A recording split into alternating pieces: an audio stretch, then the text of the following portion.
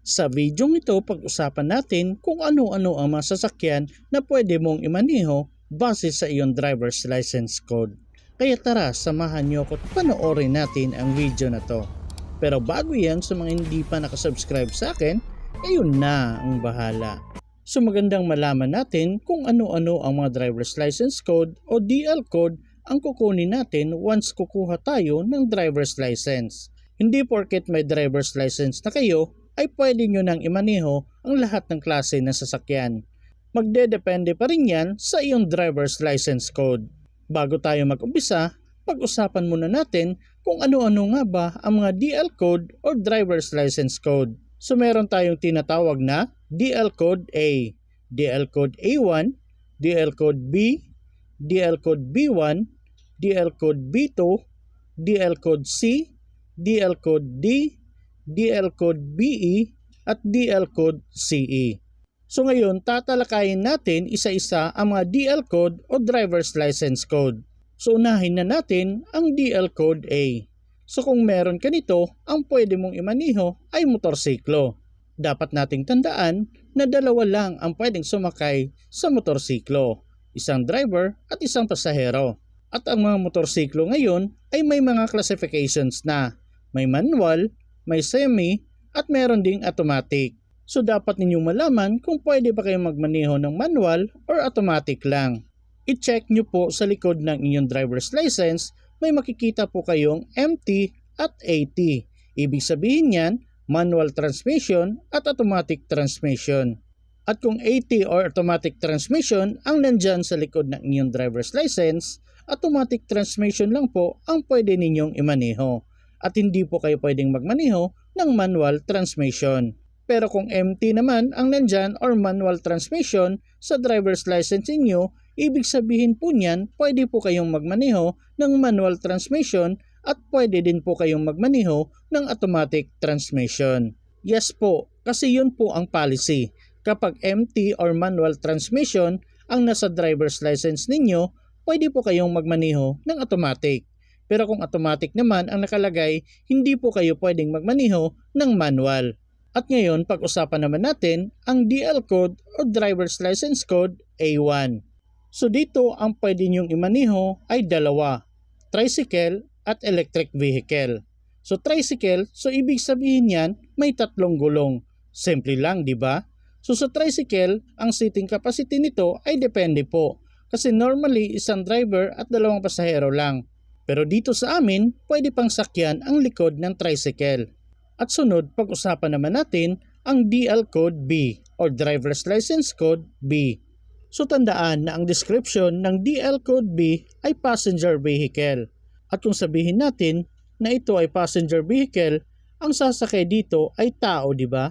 So basically, ang GVW niya or gross vehicle weight ay up to 5,000 kilograms. At ang seating capacity naman nito ay up to 8 passengers. So hindi ka pwedeng lalagpas sa 8 pasahero. Ang DL code B ay para sa lahat ng magagandang kotse tulad ng sedan, hatchback, SUV at iba pang mga pickup ay dito kabilang. At ngayon punta na tayo sa DL code or driver's license code B1. Ito ay halos kapareho lang ng driver's license code B. Ang kaibahan lang nila ay ang seating capacity. Ito ay may more than 9 passengers ang kaya. At ang mga sasakyan na example dito ay ang mga jeep at van. Kasi mahigit sa 9 na pasahero ang pwedeng isakay dito. Punta na tayo dito sa driver's license code B2. So kung ang driver's license code B1, tao po ang mga sakay, si B2 naman ay carrier of goods. So ibig sabihin, hindi siya nagsasakay ng maraming tao dahil carrier of goods lang si B2. At ang mga sasakyan na example dito ay ang mga multicab, bongo at mga L300 vans. So normally, ang mga multicab at bongo ay bawal pong sakyan ng mga tao sa likod. At ito po ay magiging excess passengers. At ngayon pag-usapan naman natin ang DL code C o driver's license code C. Ang description nito ay heavy carrier of goods. So ibig sabihin, mabigat siya. Kasi kung natatandaan ninyo, ang B2 ay carrier of goods din. Pero ang gross vehicle weight niya ay up to 3,500 lang. So matatawag natin ito na light carrier of goods lang. Pero si DL Code C ay heavy carrier of goods at may gross vehicle weight na more than 3,500 kg. At ang mga example dito ay Class 7 trucks at Class 8 trucks. So kung ang truck ay malaki na at more than 3,500 kg ang weight niya, so belong na siya sa Driver's License Code C. Kung iisipin, magkatulad lang si Driver's License Code B2 at Driver's License Code C. Ang kaibahan lang ay ang timbang ng mga sasakyan. Next, punta naman tayo dito sa DL Code D o Driver's License Code D. Ito ay upgraded version ng Driver's License Code B1 dahil magkatulad lang sila na passenger vehicle at pareho din sila na pwedeng magkarga ng more than 9 na pasahero.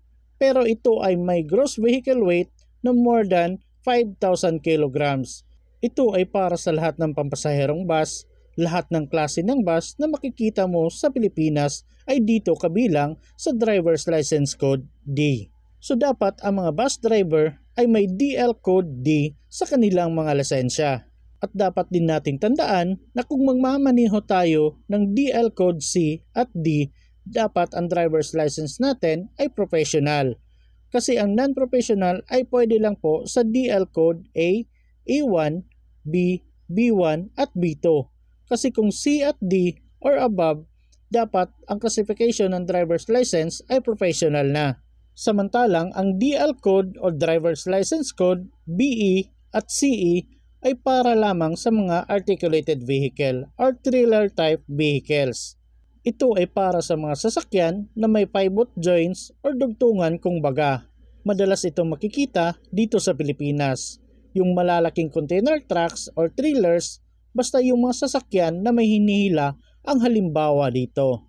Ang kaibahan lang ng DL Code or Driver's License Code BE ay para sa mga light articulated vehicles.